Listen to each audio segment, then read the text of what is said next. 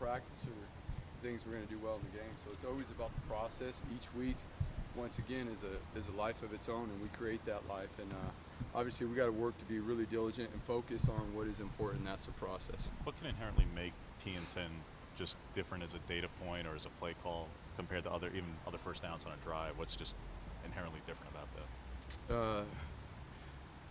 The offense you're playing against, the personality of the offensive coordinator. There's a lot of different variables.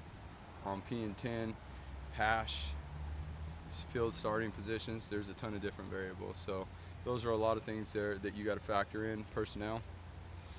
When Thomas flips to the other corner spot in the middle of the game, how challenging or not is that? What kind of different techniques does he have to do? Impressed that he could do that mid-game? Yeah, we needed him to step up and be able to do that. Some guys went down, obviously, and ultimately he stepped up and did a great job over there, being able to adjust, allowing us to get our guys in the best positions possible given who is available to play. And we're really, obviously, he stepped up a ton to be able to do that. Are there unique challenges to that position compared to the field position? Is it that different? There are a couple different adjustments. There's no question there's a couple different adjustments. There's no question. How do you feel like Wright and James did in a bigger role of such a magnitude of a game? And how do you feel like those two freshmen performed?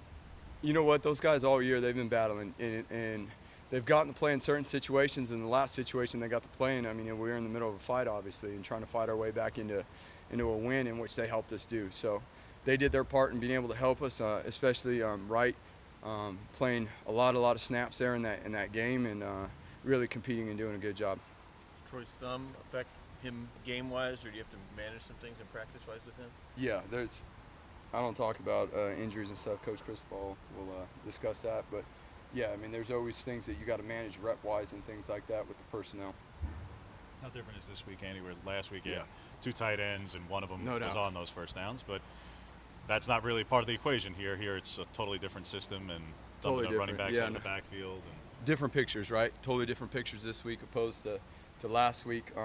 Downs 1 through 3, and so being able to switch gears, but ultimately still, it comes down to us handling our process and doing a really good job and understanding the things that we have to do our job well, and being very disciplined at executing those things, not only through the course of the game, but if you're not doing it through the course of the week, then it's going to be very difficult to do it through the course of the game. How challenging is it with a running back who is that multidimensional? Right. Last year, I know you weren't here, but they dumped to both backs. All right, Williams is gone, but Borges, 300 rushing, 300 receiving. He's one of only 4 players who's got that. No question. And he's getting the ball a lot of different ways.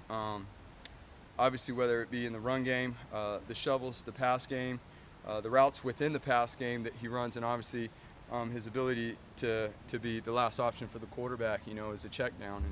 And not only when the different ways he gets the ball, but his ability to run with the ball is very, very unique. Low center of gravity, makes a lot of people miss, and he's a tough runner. All these wide receivers that this team's going to throw out to you on Saturday, does this make you adjust your personal distribution? There's no question. Like we talked about, the personnel is different than what we saw last week. So obviously the personnel that that we've got to be able to use to be able to match the things that we're seeing is going to be a little different. When you've been so consistent in pretty much all 4 quarters up until this game, do you learn anything about your defense and the way that they were able to adjust late in that game and be able to put together that 4th quarter? Well, there's no question that there's some, as I said, there's some things that we brought upon ourselves from our process. And we just discussed those internally to grow, as people, and obviously as a defense, as a program. But there's one thing that we did do and that we learned and we grow for sure on the positive side is obviously being able to pull that thing out and stand the fight together as a whole operation, as a whole program, and to win the 4th quarter like we always talk about doing. And so to be able to do that is huge, and that's just not a football experience. That's a life experience to be able to overcome, adapt, adjust, and finish. Can you say what it was in that practice last week that you didn't like, that you saw? We'll leave that for internal. Kind of a schematic, philosophic question, Andy, but if nickel is kind of the new base, is sub more focused on the front now? Is sub more about whether it's 4-2 or 2-4 or 3-3 than it is about actually what was traditional sub? Yeah, just you see so much more spread, like even in the 12 2 tight end personnel, you see so much more spread stuff that you've got to be able to play. And I think if everybody looked at the majority of their defense, a lot of people are playing a lot more with nickel. So the pieces up front, yeah, that's sub and who's going in with those that could be considered more sub. Obviously, nobody scored more than 10 points on this defense. They scored 31. Is it fair to say that this was the worst defensive performance, or how do you, I guess, just looking back at it? Yeah, I don't think there's any way around saying that it was our worst defensive performance.